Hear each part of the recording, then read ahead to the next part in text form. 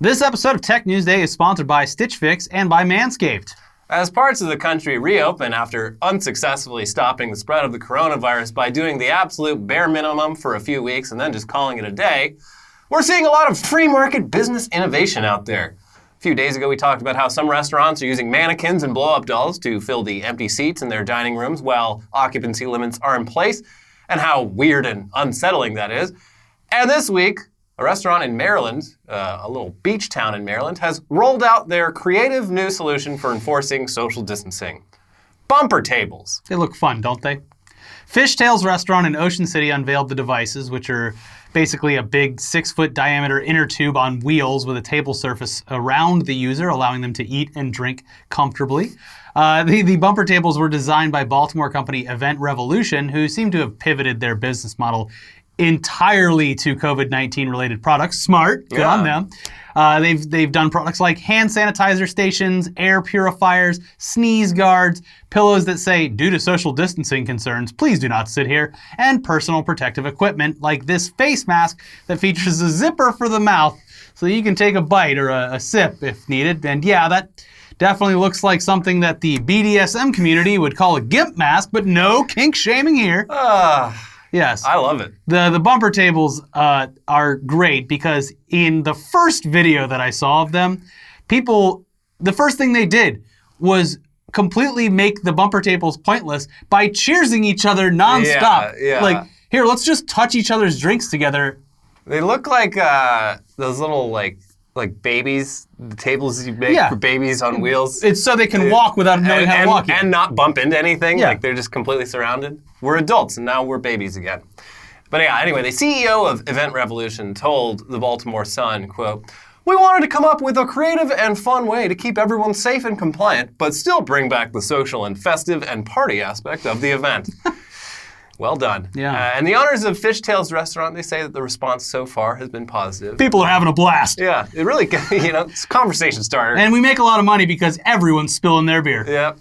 Right now, I mean, their actual restaurant remains closed, so this just gives them a way to serve people in their parking lot while maintaining social distancing in an absurd but also eye-catching way. Sure.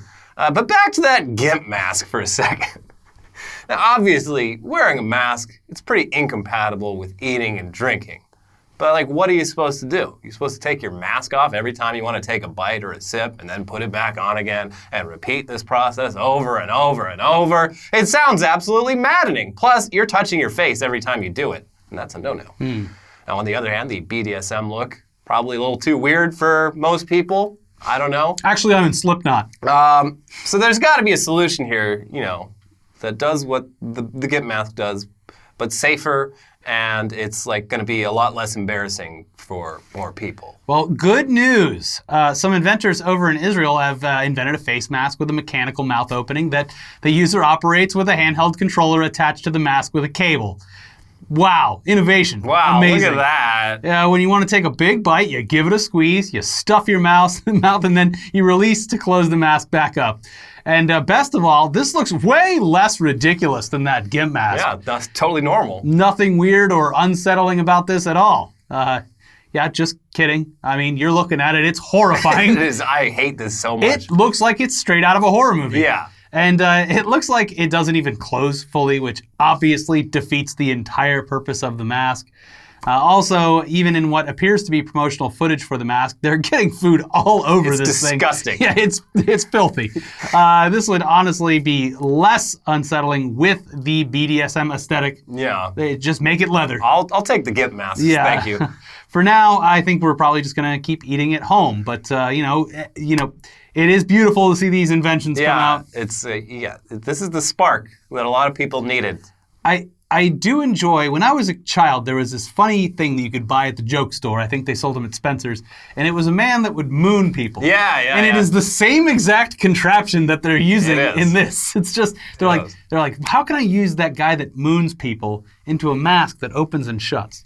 Yeah, and I think it's a prototype. It has to be, because it looks so stupid. It's a prototype for no reason. It doesn't close completely, even close. No one's It's wide open. And also the mask they're using, the guy wearing it, it's not, it's so loose on his face, it's fucking dumb. Two things. They're never going to further develop this thing. And second of all, the way that it was shot with the lighting and the room and the close-ups camera, on the mouth, where he's just like, there's food. He's getting food on the mask. it literally looks like some kind of horror movie from does. the 80s. Like, it It has does. that visual aesthetic to it. It's Yeah. unsettling as hell. Yeah, I don't like it. Yeah. And plus, the idea of the mouth hole mask can't possibly catch on, given how hostile so many Americans are to normal, non-mouth hole masks. The past week or so has featured a steady stream of social media videos featuring people just absolutely losing their shit over being told that they can't shop at places without a mask. It's usually videos shot by the person complaining about the mask stuff. Yes, Because they think they're in the weird. right. They Yeah. think they're a fucking freedom crusader. Yeah.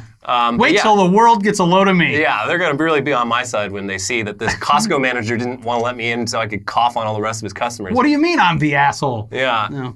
But yeah, since we're still probably at least a year away from a vaccine, we can probably expect the anti-mask freakouts to continue for the foreseeable future because no one wants the liability. Like, there's, people actually are concerned about others' health, but from a business perspective, you don't want there to be a disease outbreak In your at store. your business. Yeah. It's bad for business.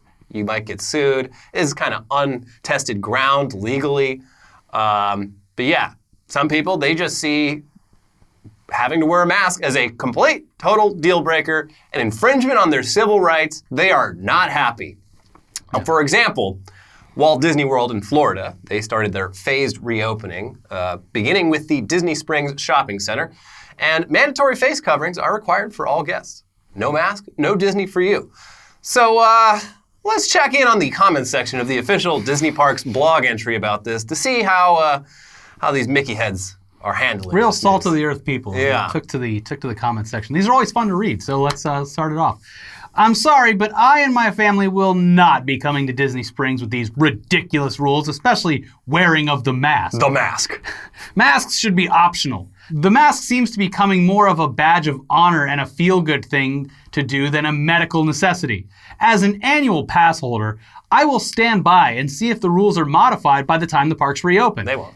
If the mask remains mandatory, I will be canceling my 4 annual passes. Thank you and good luck. Masks and temperature scans are flat out deal breakers for my family and I. I'll return when this unwarranted hysteria is over, not before. Masks/face coverings are nothing more than security theater. They are ineffective and unhealthy. If this absurd mandatory policy remains in place, we will be canceling our September trip. We have been to Disney on more than 20 trips, knowing full well we could get any number of diseases, viruses, sicknesses, and that is a risk we and every other person who has ever been to Disney were willing to take. Boy, this guy makes Disney sound terrible. Yeah. Yeah. We have planned a trip to Disney for the last week of November. If face masks are going to be required, we will be canceling our trip. It is unfortunate because we love Disney. I just want to point out that none of these people are canceling their trips or passes. Yeah. We will be canceling our annual passes. Trust people to protect themselves. This is so sad. 40 years of Disney memories ending. This is the deal breaker. Yeah. You know, Walt would let anyone in. Yeah. He would have no concern for the safety of his guests. Anything bad happens to you, just get cryogenically frozen until the outbreak ends. Exactly. I feel temperature checks should be good enough. I will not be shamed or bullied into wearing a mask by people saying I'm selfish and don't care about other people. I have done much research on the effectiveness of masks for both myself and others. I will not be back to any part of Disney until the hype and mask wearing has been discontinued. It has nothing to do with being upset about the inconvenience and everything to do with my being treated as a free, responsible adult. Wow, Disney, I understand the fear behind wanting to take precautions, but this is outlandish. Masks, temperature readings before entering, and frowning upon cash exchange? Sounds to me like you're pushing New World Order kind of things, and I'm not here for it. We love your parks and Disney Springs, but this is extreme. We always buy passes, spend thousands each year, but we will not be returning under these circumstances. Very disappointed in your choice to do this. We'll be looking elsewhere to visit. Yeah, sure, buddy. Go to fucking wherever. Yeah. Yeah, go Universal to- Studios. Damn it! This sucks. Yeah. well, They the want one me to in- wear a mask too. The one in Florida is quite good, but yes, they will probably have the same mask. Go down to Ripley's, believe it or not. Everywhere you go, everywhere that's a large gathering is going to require masks. Not for- Gatorland. Nah, come on in, whatever. You can touch them if you want. Yeah. So, yeah, unfortunately, the vast majority of the comments from the hardcore Disney people on that blog entry were totally supportive of the mask requirement. A lot of people were like, good, don't come. Yes. More room Safer for me. for us, yes. Because, it's really not that much to ask. And it's ridiculous to act like being told to practice, basic social hygiene is an infringement on your liberties. Having said that, it's also kind of ridiculous to want to be in a crowded shopping center at all right now. And we question the sanity of anyone rushing down to Disney Springs the minute that it opened back up earlier this week. Most of the shit there is still closed. Why bother? But I mean, at least they're doing the bare minimum to not cause an outbreak. And as the new signs that are placed throughout the park make abundantly clear, by visiting, you are voluntarily assuming all the risks involved. Well, of course. But I think the temperature thing is really funny, too, because they're doing the temperature measurements. And if you measure over 100.4 degrees, they give you 10 minutes to cool down and try it again to get back in one last time, which is fun. You're a lot more wet than you were before. Take it right now. Hurry up. Take it right now. He's just like sweating because he has ice cubes in his hat. But yeah, cool. The thing is, these parks are going to be at reduced capacity, so there's probably going to be a waiting list to get in. And if you don't wear a mask, they'll gladly let someone in who is wearing a mask. So joke's on you, I guess. Yeah, these people, I love Disney so much. It's such an important part of my life. But the minute that stops is when you ask me to just wear something on my mouth in case I sneeze. When I get in that park, no, not going to do it. I will smash any hand sanitization kiosk that I see. I'm a filthy American, and I will not be forced to have better hygiene than my non-existent existing hygiene. Come on, kids, lick the lap bar. Lick it. Come on, it'll make you you stronger. Yeah. Now, speaking of reopening, let's check in on the poster boy of reopening, Elon Musk. Last week, he went ahead and reopened his Tesla factory in Fremont, California against local rules, a move which won him the support of the president and many on the right. And this week, he just tweeted it out. Take the red pill. Which, to be fair, it has a lot of different possible meanings. In general, it means to have some sort of awakening where you see the truth. But it's mostly a term used by men's rights activists and right-wingers to specifically refer to seeing the world from their point of view and rejecting liberalism. People generally took Elon's tweet to mean he's embracing the right wing. I mean, Ivanka Trump certainly seems to have taken it to mean that. Yeah. And everyone else that was supporting him on this tweet seems to think that he meant that. The typical Twitter rogues gallery of right-wing influencers, they took it to mean that. Welcome to our side. Yeah, now, of course, the origin of the Red Pill is the Matrix movies, which were made by two trans women who probably don't love the fact that a sci-fi concept they came up with 2 decades ago has now morphed into a term mostly used by people who specifically hate trans people. That's gotta suck. Mm-hmm. And Matrix co-creator Lily Wachowski chimed in under Ivanka's post to say, fuck both of you. Yeah, good. Anyways, it remains unclear what Elon meant specifically. I have a guess. But, he's always been a libertarian. Coronavirus just made him a lot more open about the conservative aspects of that. Mm-hmm. And he's not even he's not unique in that regard. Most big tech CEOs and founders, they're pretty much libertarians, but they're really good at painting themselves as liberals. Libertarianism going very well in Michigan right now with the with the dams that are collapsing and the company that was charged the privately owned dam. Yeah. Why should I pay for the repairs? It should be the people that are using it. I didn't even know it was possible for also apparently the bridge. Obviously, if your town is only safe because of my dam, you should be paying for the repairs to keep it safe. I'm not going to do it for free. Yeah. Apparently the bridge between Detroit and Windsor, an international bridge, is also privately owned by some asshole who's just like, I don't know. I guess I'll fix it if you give me money to fix it. Yeah, well, the best tweet I saw was from someone that lived there that said, I am now under a stay-at-home order and an evacuation order. Cool. Yeah. I'm excited to be under a stay-at-home order and a wildfire advisory. Well, that's going to happen. Yeah, it definitely will. And there's certainly going to be hurricanes this year for the East Coast. That's right. Wow, 2020, it's only going up from here. Yeah. But Elon, he's always had that sort of libertarian thing going. With Elon, though, it is a bit funny because, Tesla owes a lot of its success to the billions of dollars in government subsidies that they receive for, electric vehicle production. Well, yeah, I mean, it's always... It is funny seeing him be like, get big government out of my business, but also, I would like some more money, please. It's always for me, not for thee. That's the operating standard for anyone like this. Yeah. Whatever, look, he can believe what he wants to. It's just funny. And the way he's doing it is funny. literally weird. kicking the ladder after you climb up it is very typical in business. So now, of course, being really into laissez-faire capitalism and tweeting out terminology used by some of the shittiest people on the internet, they're two different things. And one person who especially disliked Elon's Red Pill tweet was a woman named Sandy Garosino, a Canadian journalist who has spent a lot of time covering the alt-right. She's also the mother of Grimes, Elon's girlfriend and the mother of his child. She tweeted, "If your partner went through a challenging pregnancy and childbirth in the last 2 weeks, and you were over 16 years old, would you be blaring MRA bullshit on Twitter right now?" Damn. She also retweeted a post featuring someone saying, "If you directly point the middle finger at public officials and open a work facility in violation of local municipal orders, I believe you should be arrested." Huh. And Grimes herself actually apparently smashed that like button on a post pointing out Grimes' mom's tweet. Yeah, it's trouble in paradise, sounds like. Is she trapped somewhere? I don't know. I mean, Azalea Banks was trapped in that house once.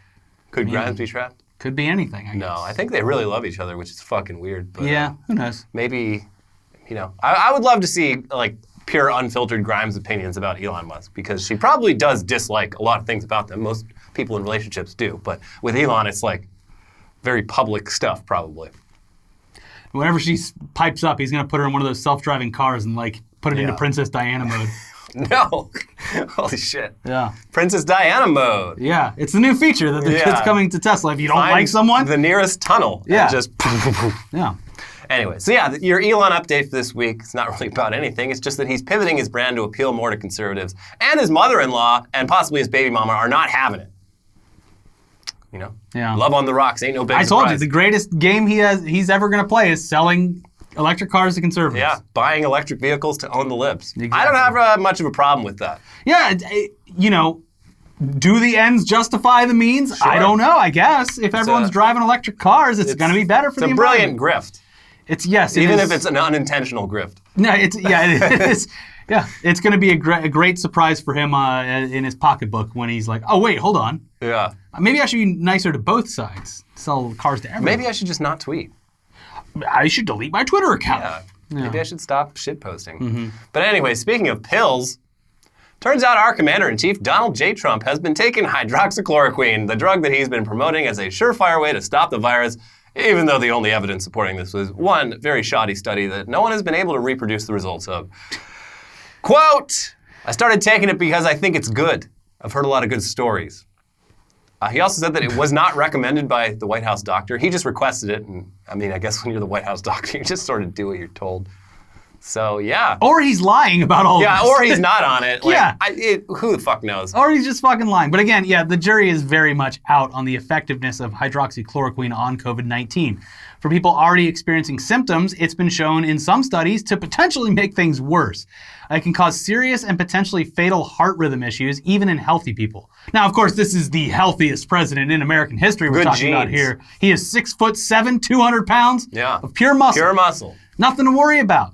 House Speaker Nancy Pelosi, she couldn't help herself, telling CNN, "He's our president, and I would rather he not be taking something that has not been approved by the scientists, especially in his age group and his, shall we say, weight group. Morbidly obese, they say." Damn, Nancy. Trump is finished. Please do not fat shame our president, Nancy, you shiny wet bitch. Yeah, take a look at yourself. You look like you're molting. Yeah. You're like a melted candle. Yeah, yeah. I like the attack. It is funny, and more people should attack him in ways that he can actually hear, because he shuts himself off so much. But honestly, this is just... I sit back and I watch her say this, and I watch his retort, and I'm just like, what the fuck is going on? There's so many more terrible things going on in the government right now. Like, he just replaced an inspector general who was looking into Mitch McConnell's wife for fraud. Like, why did he do that? Oh, I don't know. In the meantime, let's watch fucking CNN joke about how morbidly obese he is. Yes, he is fat as fuck, and he's lying about his height and his weight. Yeah. But in the meantime, some seriously shady shit's going on. Yeah, it's stupid. Yeah. I did laugh. I mean, it's funny. You just don't expect the Speaker of the House to call the President a fat fuck. And then she ripped. Yeah. Rip. Yas, Queen! Can we look into the Inspector General thing? He's done it like 5 times now.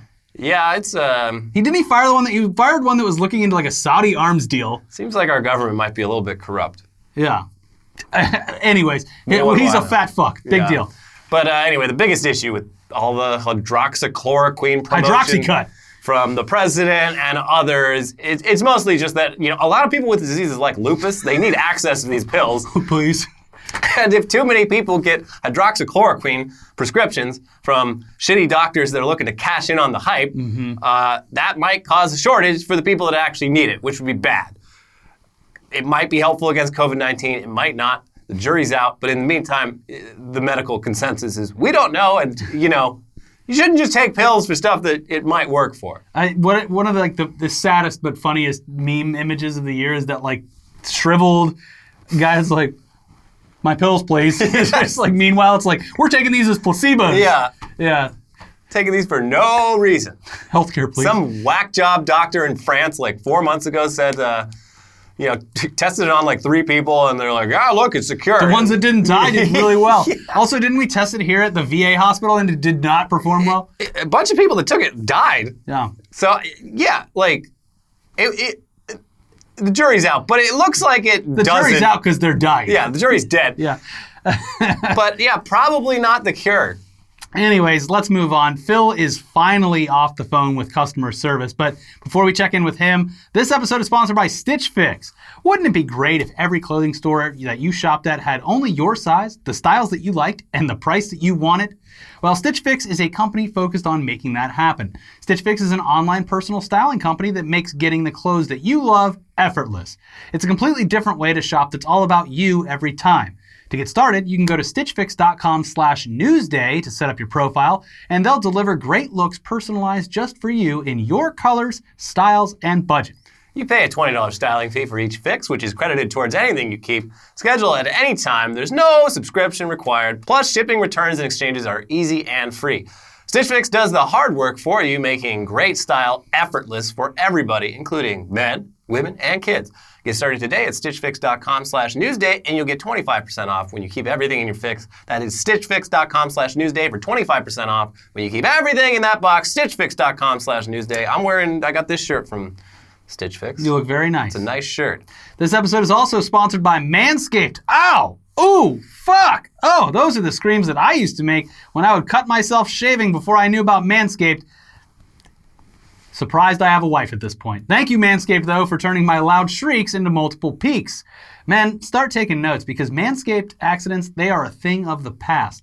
No more cuts and nicks with the Manscaped Lawnmower 3.0. This is their 3rd generation trimmer featuring advanced skin-safe technology so you can keep your bad boys nice and smooth. Smooth as eggs. The Manscaped engineering team spent 18 months perfecting the greatest ball trimmer ever created, and they just released the new and improved Lawnmower 3.0.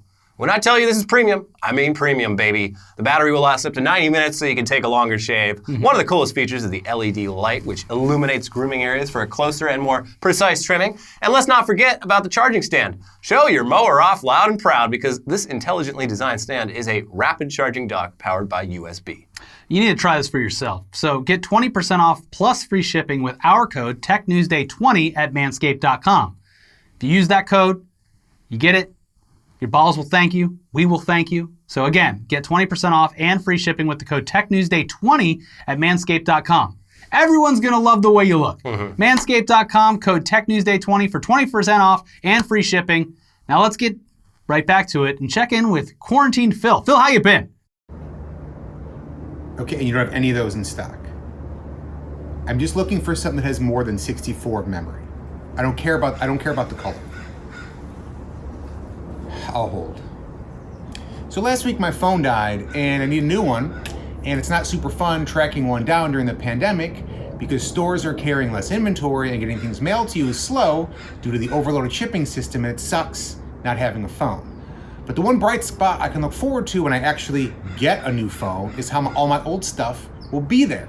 Apple is really good at continuity. As an iPhone owner, all my messages and photos and even my wallpaper are just going to show up on the new phone when I restore it from a backup, exactly where my old phone had all those little things in the pictures.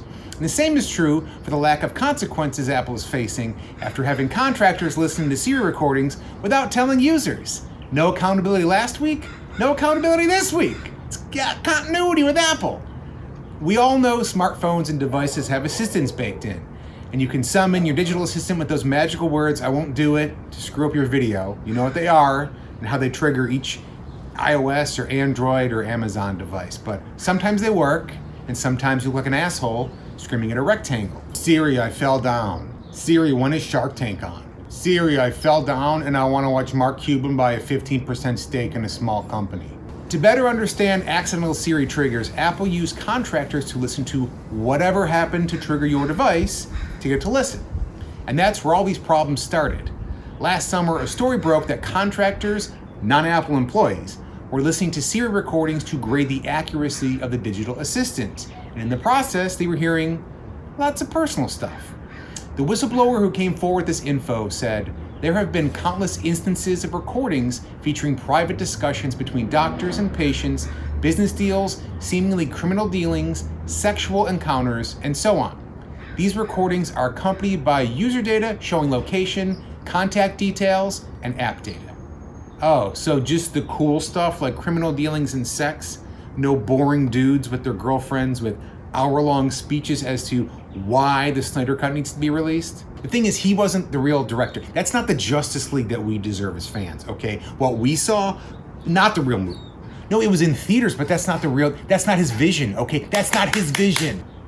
Anyway, shortly after this Siri stuff got out and we all got mad, Apple made this statement with a bunch of blah, blah, blah, but the substantial change is you have to opt in to allow Siri recordings to be shared, and now they will only be listened to by Apple employees.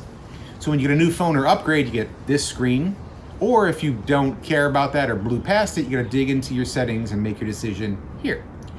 iPhone users aren't alone in being listened to. Amazon hears what you ask Alexa. Google's contractors are listening too, and Google stores all of your searches. Thankfully, you can delete them, and if you do, don't listen to them first before you delete them. It's pretty depressing to hear your own voice talk to a computer 2 years ago at 1 a.m. asking about Bam Bam Bigelow. So we know about the Google stuff going back to 2016. Amazon and Apple got dinged in 2019. I mean, in 2018, politicians were getting heckled by Siri while having very serious talks about Syria. Not a lot has changed. Thomas Labonick, the whistleblower who outed Apple, spoke out to remind us, hi, not much has changed. Last year, he put his money where his mouth is and quit his job as a contractor for Apple. And this week, he wrote a letter to European regulators asking for some form of repercussions against Apple. Because remember earlier, no consequences? So the letter he wrote is 2 pages long, and this is what kind of stuck out to me in what he said.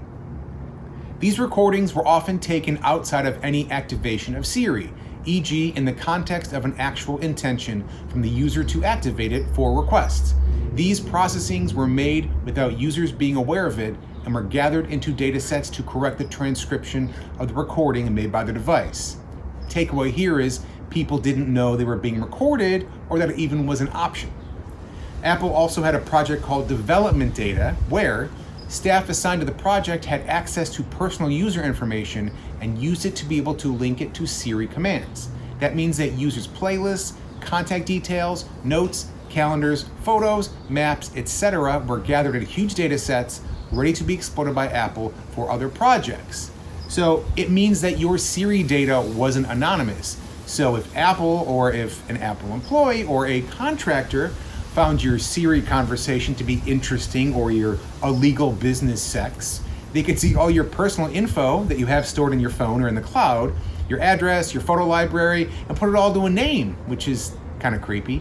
But out of all these, most importantly, the recordings were not limited to the users of Apple devices, but also involved relatives, children, friends, colleagues, and whoever could be recorded by the device.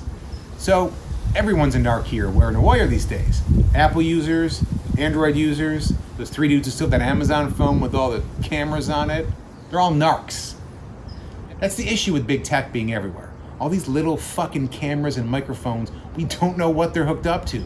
Some people are like, you paranoid, people aren't listening, what, because my phone's on the table? Yeah, someone's probably listening because your phone's on the table. Amazon won't say if they're giving Alexa data to the cops. They're definitely sharing Ring video doorbell info with the cops. And so as of last week, the FBI can access your browser history without a warrant, so no camera or mic needed. Cool. Look, you can take all the precautions in the world, but if the person you're talking to or a stranger nearby over there in the park, or remember when somebody could sit next to you at a restaurant, if that ever comes back, if they have a device that's sending a recording to whoever, you don't have any privacy. It's a tough situation. Look, I'm a nerd. I love my tech. You love your tech. You're watching a show called TechNewsDay. It's convenient. It feels magical when you ask it a question and it pops up or shows you a picture, or you get to make a video call to a friend, but it's tough to insulate yourself without looking like a complete paranoid psycho by telling people to leave their phone outside or don't bring that in here. So here is my silver bullet advice on how to keep all your devices and all your privacy at the same time. You get the best of both worlds. So first you gotta start with your phone. Shit. Hello? Yeah, I'm here. Not in stock. Okay, so no 256. Are there any 512? The color doesn't matter. I'll hold. I'm on hold.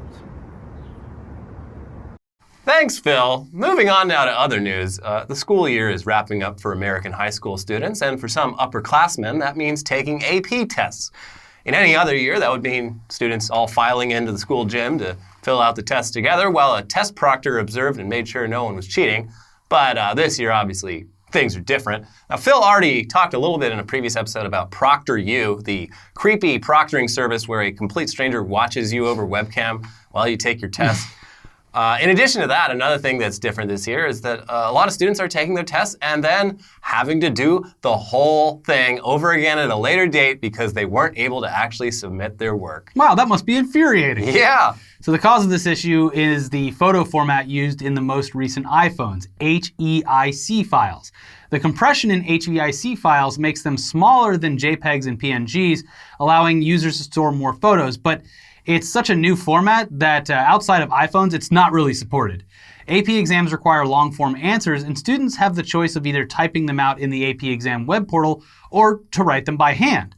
Handwriting exams must then be photographed and submitted, but the AP exam submission portal doesn't recognize HEIC files, so owners of newer iPhones got stuck on a loading screen until time ran out. Oops. Essentially, they turned in nothing at the end of the exam. Good luck. Yeah. Enjoy scrubbing toilets, loser. Mm-hmm. Not that the custodial arts are bad. They're essential. Exactly. Actually. No. So yeah, the College Board, which is the nonprofit organization responsible for AP exams and SATs and a bunch of other stuff, they did tweet out information about this issue, but they did it literally right before the first batch of students across the country took their tests, so none of them saw it. Mm-hmm. Now, thankfully, these kids are being allowed to retake the exams, but it's frustrating because they spent weeks studying and stressing out about their AP tests, then they took the test, and now they have to continue studying and stressing out about their exams because obviously the retake exams are not going to be the same questions.